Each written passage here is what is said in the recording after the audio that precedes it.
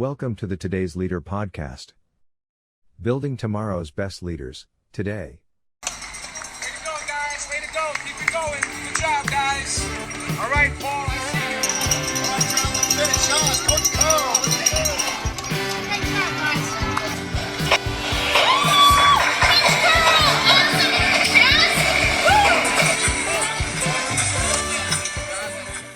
Hey there, it's Coach Carl here, and welcome to episode 416 of the Today's Leader podcast, Building Tomorrow's Best Leaders Today. One of the least talked about areas for leaders is the extent of their own financial knowledge, their own financial education.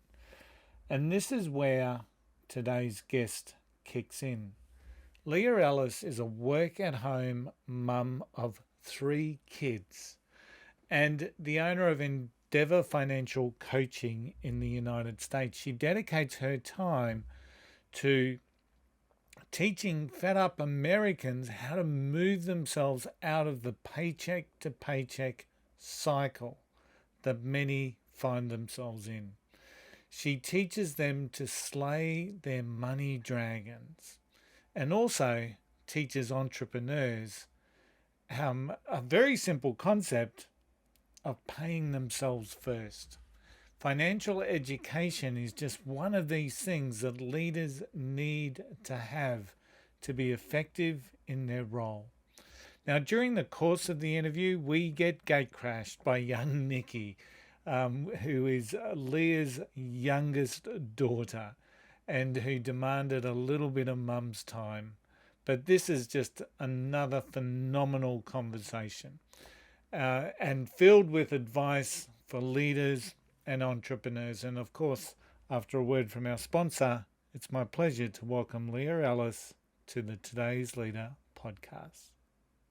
The podcast is brought to you by Think and Grow Business, the home of the Think and Grow Business Mastermind. If you're serious about growing your business, get serious and join a mastermind group today. Find out more at thinkandgrowbusiness.com.au. And it's my pleasure to welcome to the Today's Leader podcast, Building Tomorrow's Best Leaders Today. Please welcome Leah Ellis. Leah, how are you? Not too bad. I'm excited to get to chat today. I'm excited too, because a lot of entrepreneurs need to understand their finances better. And that's what we're going to be talking about today. We're talking financial leadership.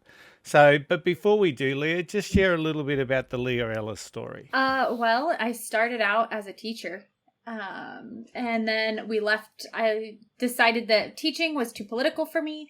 Decided to run a daycare because it was working with smaller kids and with less administration because I was the owner. My house flooded. It's very difficult to run an in-home daycare from a hotel. It's not an ideal place to take a small group of little children. So we closed the daycare. We waited, got all of our house rebuilt, came back home. I scheduled my first open house to relaunch my daycare for March 17th of 2020, which is the exact day that the California stay-at-home order was issued. So nobody showed up. I rolled with the punches a little bit. I figured I was going to, figure it out. Well, then my city opened a free childcare center for essential workers within walking distance of my house. Needless to say, childcare was probably not going to work so well for me for the time being. Free childcare always beats out paid childcare, especially when you're essential workers who are just being desperately told you have to work in the middle of this pandemic. My husband and I had toyed with the idea of being financial coaches because we went from over $100,000 in debt to paying off our own consumer debt and managing our money better. We figured no time like the present, so we jumped right in. On April 1st, we purchased Financial Coach Master Training, and May 1st, we launched Endeavor. By June, every adult I was talking to was frustrated that nobody taught this to their kids. Nobody taught it to them when they were kids. They didn't know why children weren't taught how to handle money in America.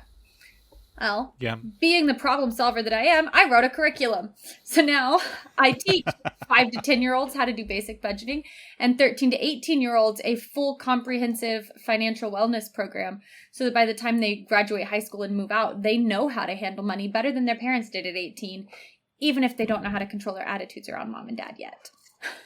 Wow, that's such a needed program, and I can imagine it's needed just as much in Australia as what it is in the United States. So the financial literacy, and my two children are both late 20s now, and I know that one is fantastic with money and the other one not so good with money. And he sort of made some poor financial decisions in relation to things like cars and whatnot. So, which is, hamstrung him now when he's looking to get into real estate. So the understanding of financial literacy is really, really important. Now, so I can understand what drove you in that. So who else do you work with? So you're working with students, and do you work with business owners? Do you work with young entrepreneurs? So I have the curriculum for kids, and then I have financial coaching that I do independently with couples. But because I was doing all the financial coaching and I realized there was another problem, business owners really wanted to launch a business and they were terrified of the money and had no idea what to do. So I became a bookkeeper. Now I'm in school to be an accountant. And I'm working at Profit First Professionals to help implement Profit First into more firms so that you can really get in control of your money, because even the business owner can open up their phone and know what's going on with their money. So I tell people all the time now that no matter your age or financial situation, I can slay your money dragons. Wow, slay the money dragons. I love that. Yes, slay money dragons. That's pretty cool. So I work with a number of business owners and a number of small business owners. And often when I ask them about, let's have a look at your financials, or how do you know when you're going well financially? Many of them have a very simple answer. I've got money in the bank, Tony, so that means I'm doing okay.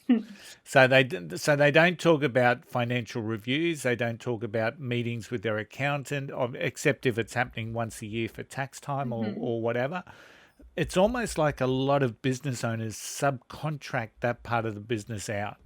How do you, if I'm a business owner coming to you because I'm suddenly just realized in my once a year accountancy meeting that I'm in financial troubles, how can you help me? Since I started out as a teacher, like way back in the very core, I want to teach you and guide you so that you can feel confident again.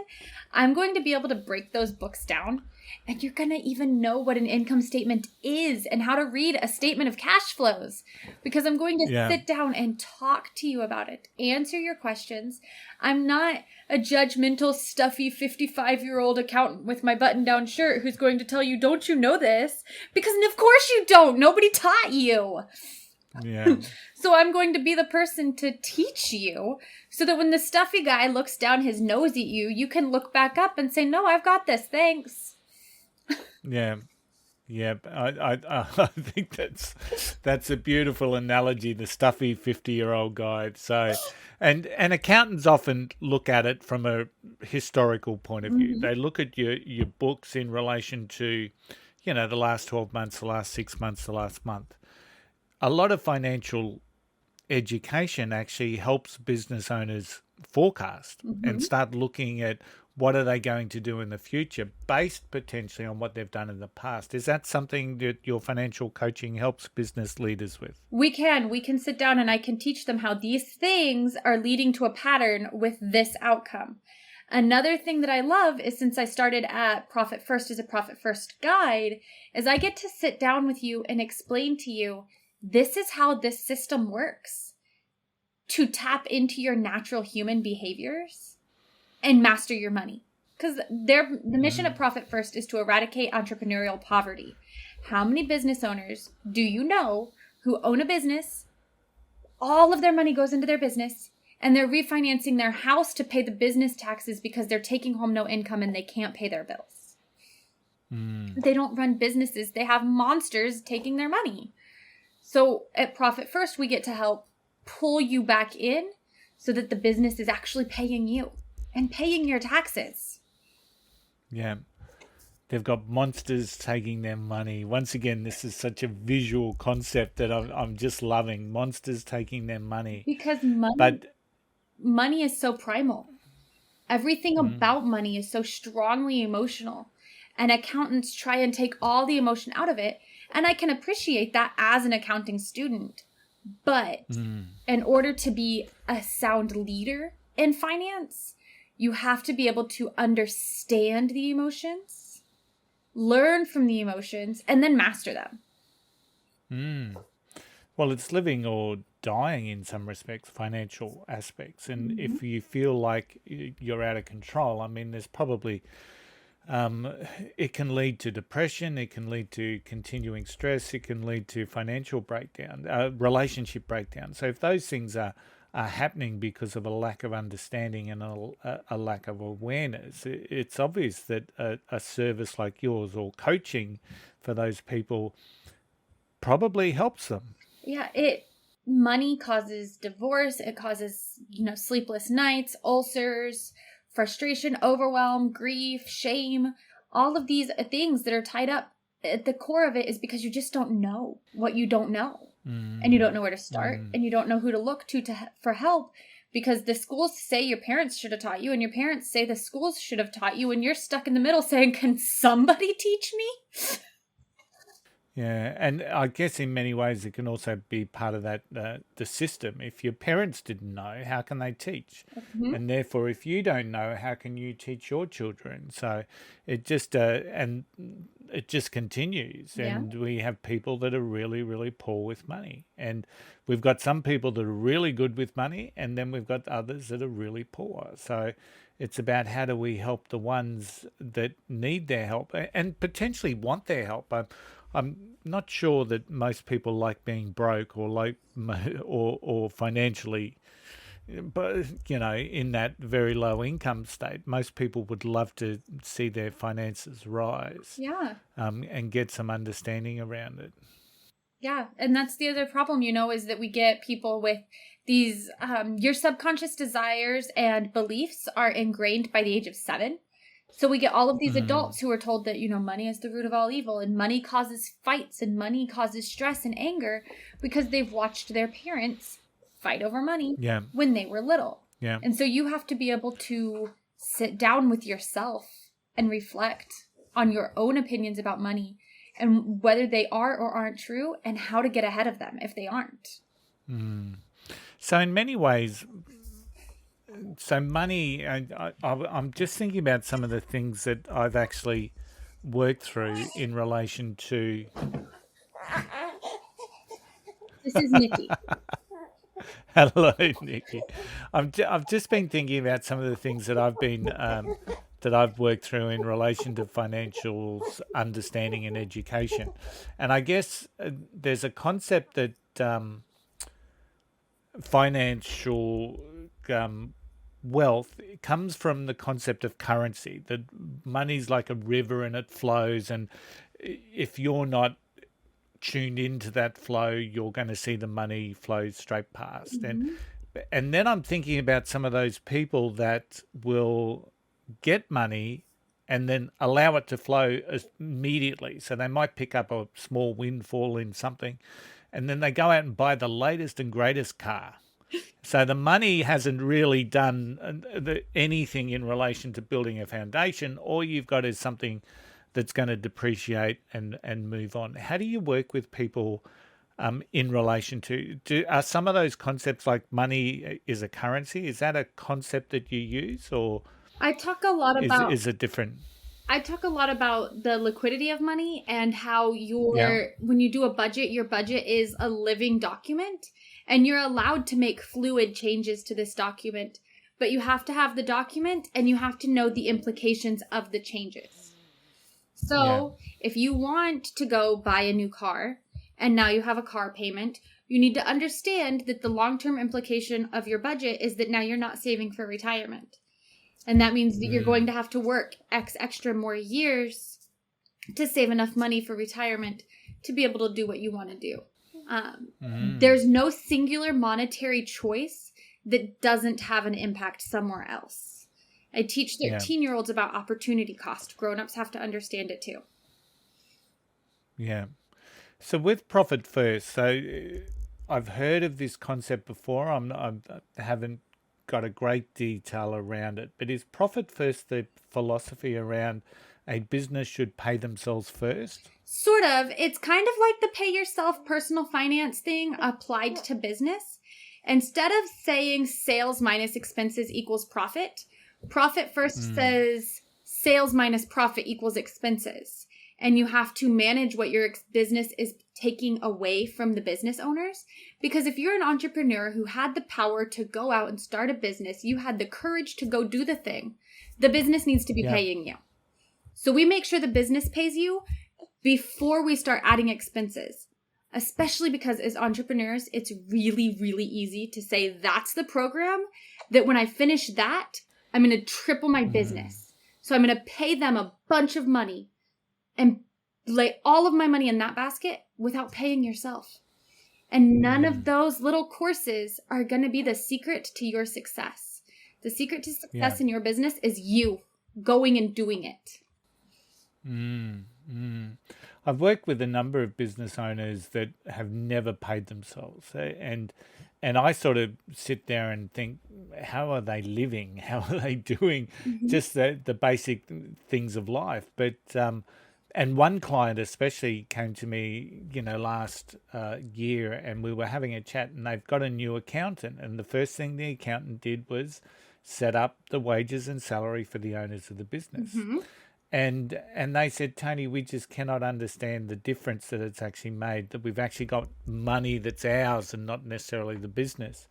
And I found that such a refreshing approach. And it was good that it came from an expert, because while I questioned it as a business coach or a leadership coach, it sort of went in one ear and out the other, because it wasn't my area of expertise. But just genuine curiosity. How do people live like that? I can't imagine it. The only thing I can say that saves the business owners who don't pay themselves is that they have a spouse with a W-2 job that's paying their bills. But then their business is an expensive hobby. It's not a business, and it has no staying power. Being able to establish and grow a business is different than having a side hustle, having a hobby that you sometimes sell. Like, all of those things are valid, but if you truly want to run a business, you have to start with the proper foundation. One of the most essential parts of running a business is appreciation for your employees and the method of financial security, aka wages. The most important employee of your business is you. Pay yourself. Yeah. You get a salary. Yeah. Yeah, but it doesn't make much sense to me paying everybody else in your business and then not being paid yourself. So if I'm a new entrepreneur coming to talk to you about how do I set up my structure financially, what are some of the key areas of the business that I need to be focused on? Implement profit first on the day you launch.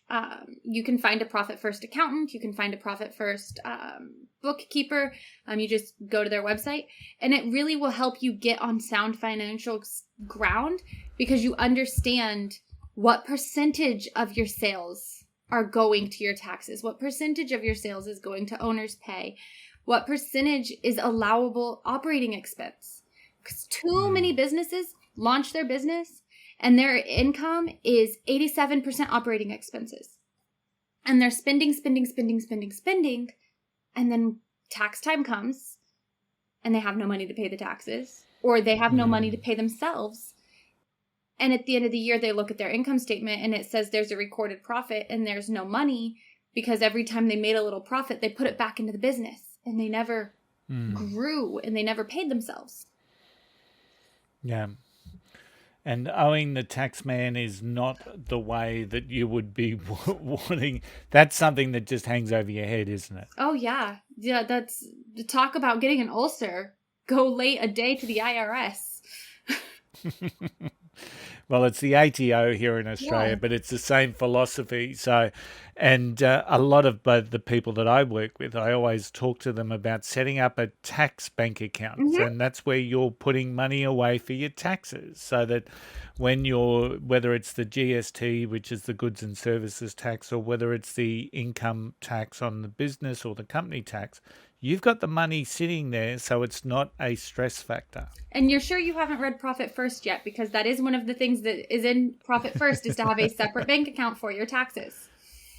Yeah, I think it's just sound common sense. For me, it's sound common sense. But I learned it as I went through my corporate career, of course. The financials are really, really important. Being able to forecast and replan your budget so that no matter what happens to your top line, which is your sales line, you can still make sure that you're making inroads on your bottom line with certain things that you can do around maybe your gross profit or your expenses, or you can always, what I call it, making your numbers sing. I love setting a forecast and then hitting that forecast and knowing that if I hit that, everything else is going to flow, which is then going to create a big impact on the bottom line. And of course, when you're working in a corporate space, that bottom line is always important. So yeah, but what does that bottom line mean in your corporate space when nobody's getting a paycheck?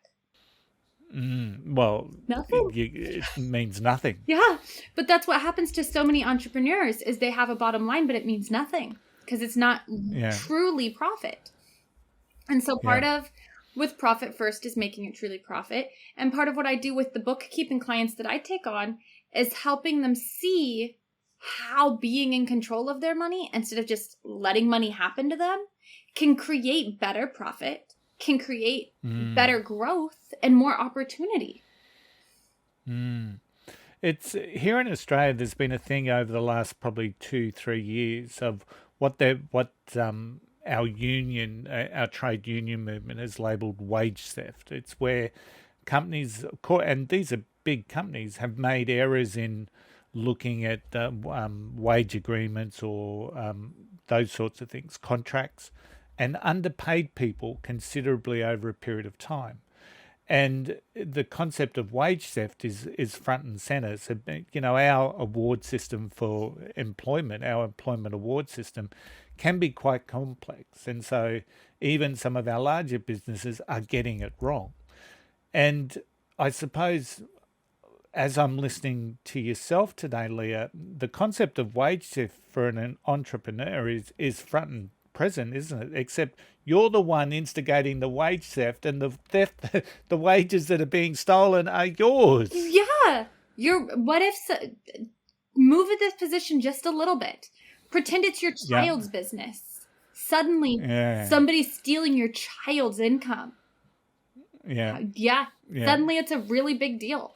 So start looking at yourself as just important in your business. Absolutely. That's some great advice. Hey, Leah, who's inspired you in your journey? Well, I have to say my boss, Mike McCallowicks, because I liked his book so much I went and got a job at his company. I was like, I like this book a lot.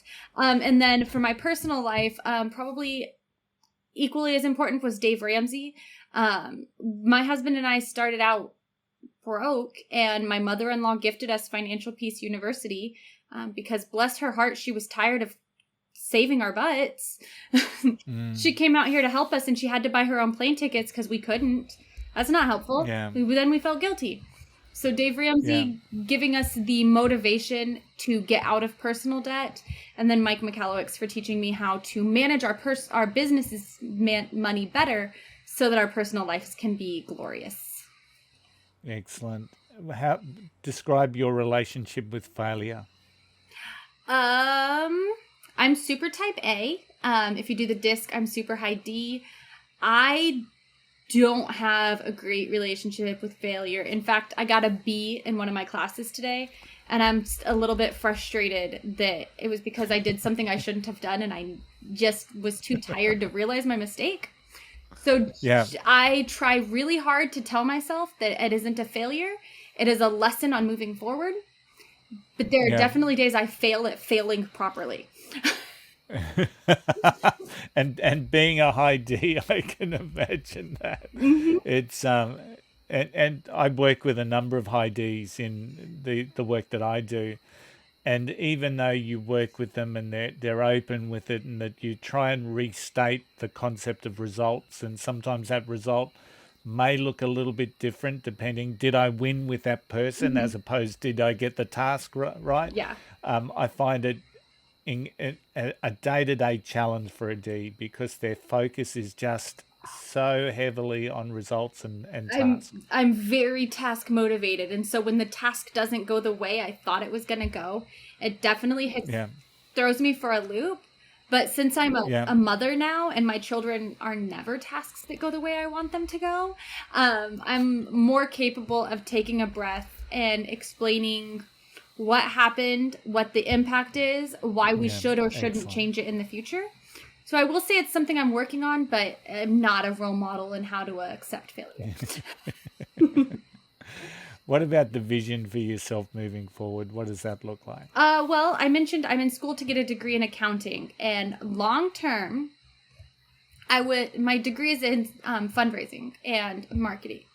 My specialization is in fundraising. That's the word I was looking for. And long term, I want to be the CFO of a nonprofit so that I can help them raise their funds, organize their funds, and then make sure that the fundraising has the biggest impact on their mission. There are several nonprofits that I truly, truly want to be behind with missions that I just think there's nothing more important than. And I really want to be able to have an impact on those businesses because they have so much impact on our culture. Yeah. Oh, that's excellent. So how can people connect with you, Leah? The easiest way is Facebook because I'm right at the edge of being a millennial and that's where we all hang out is Facebook and Instagram. So you can find us really quickly. Both of them are at Endeavor Financial Coaching. I will point out because you're in Australia, it's the American English spelling, not the Queen's English spelling. So there's no U. There's no U in the O-U-R. So. Yes, it is ENDEAVOR Financial Coaching. Yeah. And you can find us. And then obviously I have a website and it has like a list of all of our programs. You can find me obviously on Podmatch. I love to do podcasts because they're tons of fun. And you can always, check us out on Facebook, send a message because that's the quickest way to chat with me if you really want to get down into the nitty-gritty of your business or personal finances. Excellent. I've always been quite confused about the Americans and the way that they undertake their spelling, the way they stuck with the imperial measurements, even tipping in restaurants and whatnot. We've got a minimum wage here in Australia that's remarkably much higher than the United States, but our people don't have to rely on the goodwill of a person to give them a tip to earn to earn a decent wage. I've never understood that. I don't either. I will say, so I do know the answer to why we dropped all the U's in words like Endeavor and Color is because our newspapers used to charge per letter.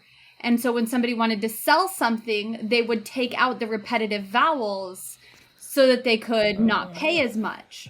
So red and color, I don't want to pay for the U. You still get red color without the U. Yeah. So they dropped a lot of those U's specifically so that it would be cheaper to run advertising. And that's how you know that clear back in colonial times, America was all about how can we save $1. Yeah, absolutely. What a great story. Leah, it's been a pleasure having you today on the Today's Leader podcast. Thank you so much for investing in the leaders of today. Thank you so much for having me. And if anybody has any questions about money, I am always here to answer them. Thanks, Leah. Thank you. And now, it's time for Tony's 2 cents. I love the way Leah talks about money and about financial education. I love the way that she creates the visuals for us in relation to that financial education. She talks about monsters that take our money. She talks about slaying the money dragons. And this really does help you set your mindset to improve not only your financial education, but where you stand financially in life. So how do you feel about where you are financially? How do you feel about where you are from an educational viewpoint around your own finances? Do you know what it is that you need to know? And if you are in business or in a startup or starting that journey or in that business journey, are you paying yourself first? Are you paying yourself at all? These are all valid questions that hopefully with a little bit of education, you can ask yourself and discover and get to the right answer for your particular business. Thanks again to Leah for investing in today's leaders. And of course, her links are in the show notes. If you're looking to build better leadership skills, check out the Today's Leader website at todaysleader.com.au. We really are driving a leadership revolution to build tomorrow's best leaders today. Today's Leader is a collective, the mindset to make a difference, the ability to create an impact. Think and Grow Business hosts our Today's Leader Mastermind. Think and Grow Business, where we focus on personal, professional, and business growth. Book your free 30-minute discovery call right from the homepage at thinkandgrowbusiness.com.au. Don't forget, wherever you are standing stronger, braver, and wiser. Don't forget the golden rule. Don't be an arsehole. I'll see you all again next week. Bye for now.